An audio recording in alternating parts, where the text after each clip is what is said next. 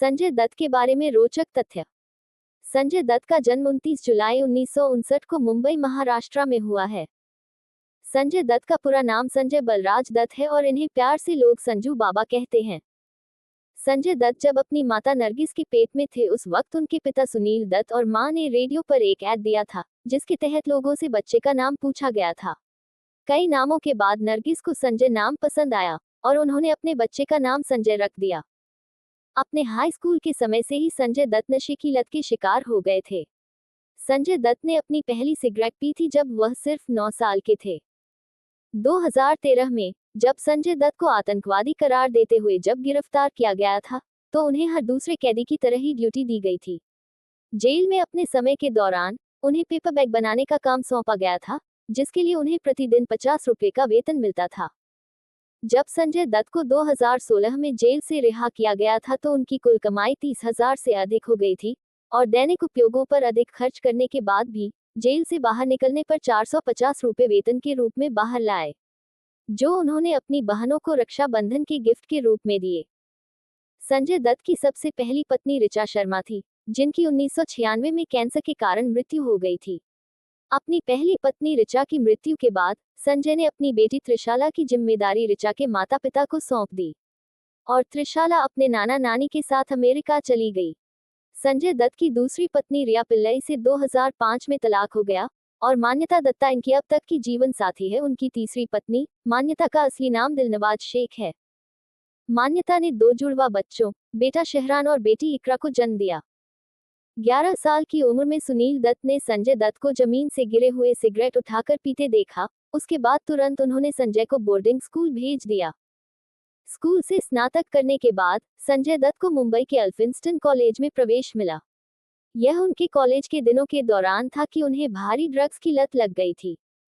लेकिन Sanjay Dutt boarding school में भी शरारतों को बरकरार रखा, अपनी गर्लफ्रेंड को लव लेटर और अन्य शरारतें करते थे। बाल कलाकार के रूप में संजय दत्त की पहली फिल्म 1972 में आई रेशमा और शेरक थी। अपनी पहली फिल्म 1981 में आई रॉकी की शूटिंग के दौरान संजय दत्त ड्रग्स के आदी थे। वास्तव में जब वह कश्मीर में निर्धारित शूटिंग के लिए यात्रा कर रहे थे, तो उन्होंने 1 केजी की हेरोइन ली, जो उनके जूते में छिपी हुई थी। संजय दत्त की पहली फिल्म रॉकी के प्रदर्शन से पहले ही उनकी मां नरगिस का पैंक्रियाटिक कैंसर इलाज के दौरान 2 मई 1981 को उनका निधन हो गया था।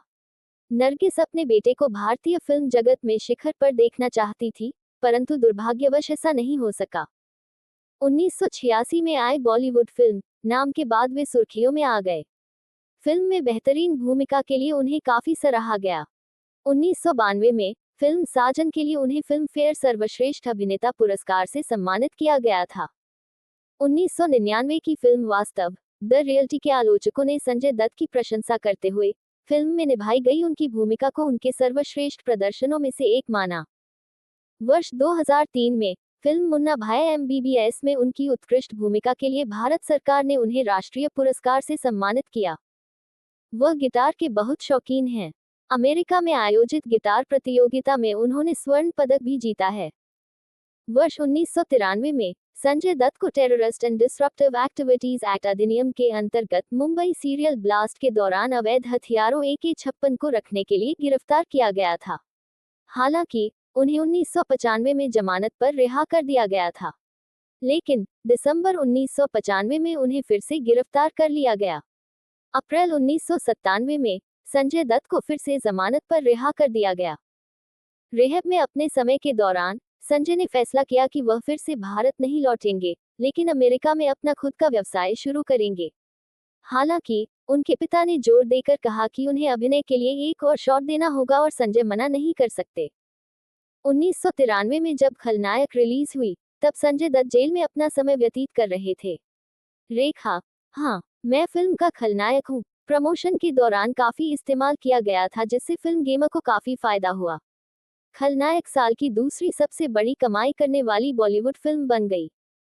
मुन्ना भाई MBBS पहली फिल्म थी जिसमें संजय दत्त अपने पिता सुनील दत्त के साथ एक ही फ्रेम में नजर आए थे। भले ही वे दोनों रॉकी में पहले चित्रित किए गए थे, वे कभी भी एक साथ पर्दे पर नहीं देखे गए थे। जेल में अच्छे आचरण के कारण उनके बयान से 60 दिन पहले उन्हें रिहा कर दिया गया। जब उन्हें रिहा किया गया, तो उन्होंने जेल के बाहर फहराए गए भारतीय ध्वज को सलामी दी और कहा कि जेल में उनके समय ने उन्हें एक आदमी के रूप में पूरी तरह से बदल दिया है। रिहैब सेंटर से लौटने के बाद वो ठीक ढंग से और अनुशासन से रहने लगे। उन्होंने बॉडी बिल्डिंग में अपना ध्यान लगाया और भारत के पहले बॉलीवुड सेलिब्रिटी बन गए जिन्होंने बॉडी बिल्डिंग का कल्चर शुरू किया। फिल्म संजू में सुनील दत्त का रोल संजय दत्त खुद करना चाहते थे। संजय दत्त को लगा कि उनके पिता का रोल उनसे बेहतर कोई और नहीं कर पाएगा, इसलिए उन्होंने राजू हिरानी से रिक्वेस्ट की कि उन्हें ये रोल करने दिया जाए। लेकिन राजू इस बात के लिए एग्री नहीं हुए। इसके बाद अभिनेता आमिर खान को अप्रोच किया गया, लेकिन दंगल के बाद आमिर खान एक और बूढ़े व्यक्ति का किरदार नहीं प्ले करना चाहते थे, इसलिए परेश रावल को इसके लिए चुना गया। संजय दत्त जब जेल में थे उस वक्त उन्हें पेपर बैग बनाने का काम दिया गया था, जिसके लिए उन्हें दिन के 50 रुपये मिला करते थे।